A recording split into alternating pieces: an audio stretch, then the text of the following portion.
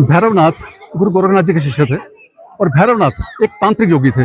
उनको सब तत्व विद्याओं का ज्ञान था और गुरु गोरखनाथ जो साक्षात भगवान शिव का ही अवतार हैं, वो भैरवनाथ को उन्होंने उस दिव्य शक्ति अर्थात माँ वैष्णो की परीक्षा लेने के लिए भेजा था। जब भैरवनाथ हंसाली गांव में आया, वहाँ पर क्षीरधर जी के यहाँ भंडारा हो रहा था।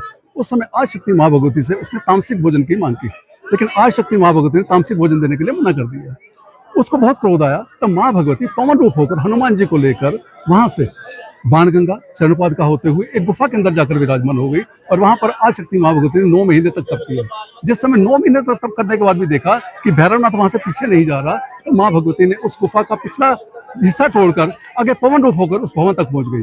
लेकिन जो भैरवनाथ था उसने वहां तक पीछा किया, तब आदिशक्ति माँ भगवती ने अपना एक विराट रूप यानी कि काली का रूप धारण किया और भैरवनाथ का वध कर दिया। जिस समय भैरवनाथ का वध किया तो भैरवनाथ का जो शीश है उसके मुख से आवाज आई कि हे माँ, मुझे माफ कर दो, मेरे से गलती हो गई।